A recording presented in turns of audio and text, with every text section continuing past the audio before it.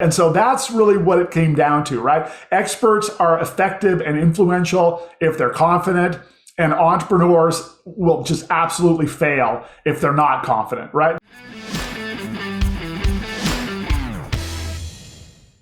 Hey everyone, welcome back to the show. Today we have Mr. Alan Berrey, and he's all the way from the US. I'm so happy we have him here. He's done it all. Like, he's been to where I want to be someday. He's a solution engineer, a sales consultant, a subject matter expert.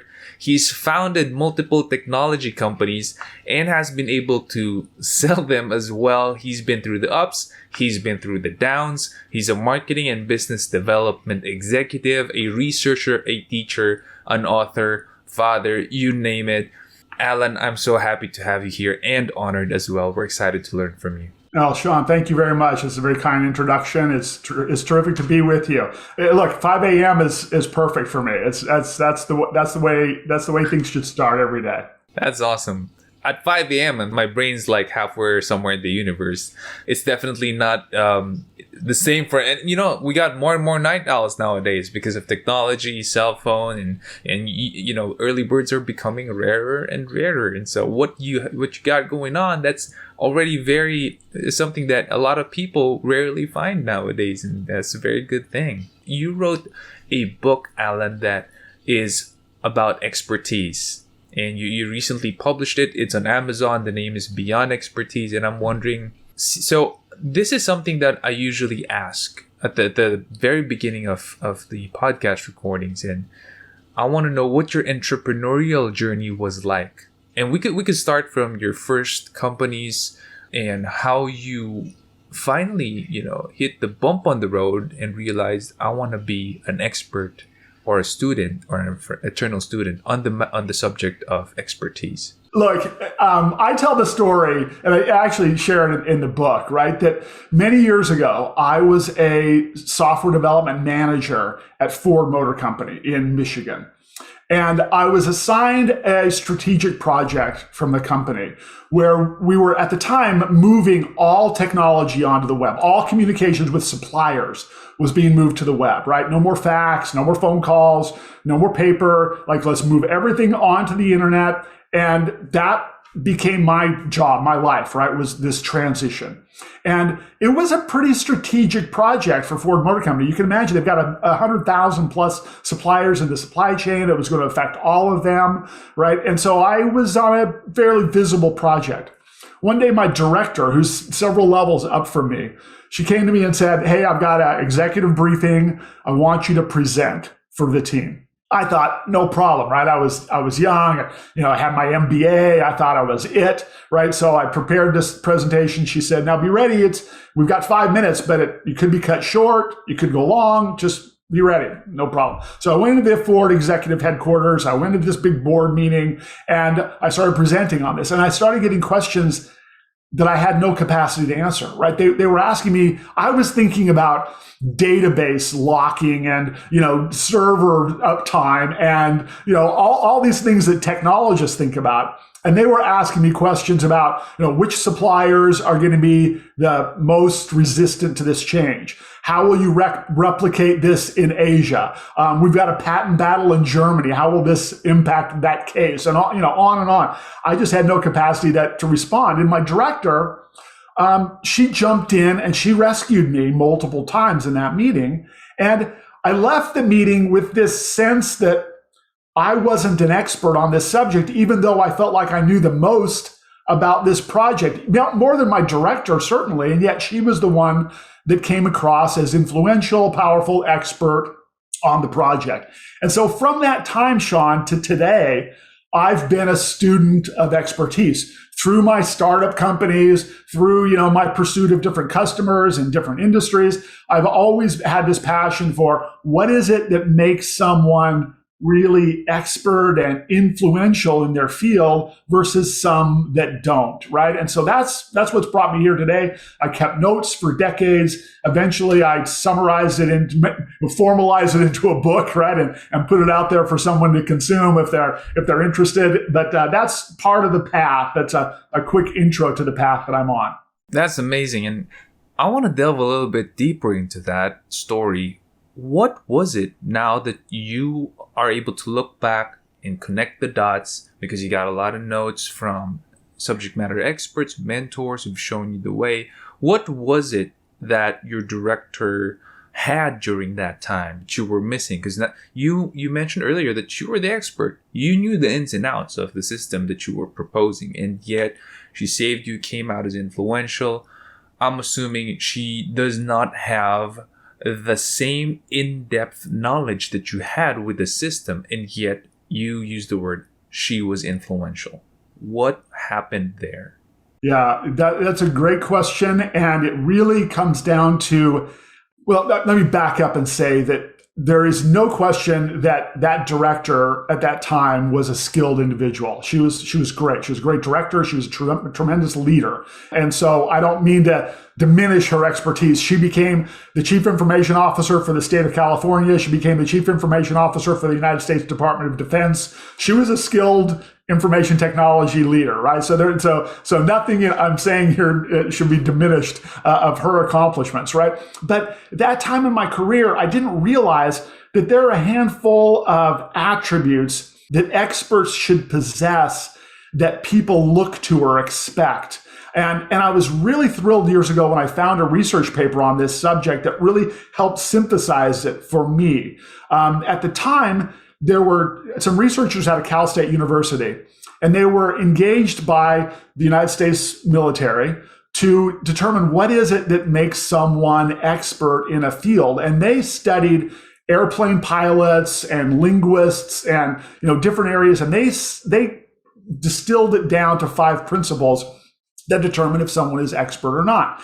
One of those principles is an idea called perception of context. It's like, what is the world I'm operating in? And that's the principle of expertise that I was missing in that meeting at Ford Motor Company. What was the context that these executives were operating with? I had very little perception of the world that they operated in. And that's something that leaders and entrepreneurs and experts sort of have to grapple with, right? When you're meeting with a new person, you're meeting with a large audience, what is the context that you're operating with, and how can you bring your skill to value in that context?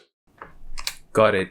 You mentioned that there was a handful of things that you were missing. So aside from the perception of context, which by the way is an amazing insight and could suddenly shift the negotiation table towards your favor if you have it, what are some of the other things that you would say you were missing at that time and your director, she just had it? Yeah. So the other dimensions of expertise that come to play a lot, of course, are some of the obvious ones, right? Knowledge, you got to know your stuff, right? That's kind of a given, right? Another dimension, of course, is the skill to be able to execute in an environment, right? It's one thing to say, I want to do a podcast. It's another thing to actually have the skill to actually execute it. I'm sure you've learned things over the course of the last 2 years, new skills that you didn't have before, right?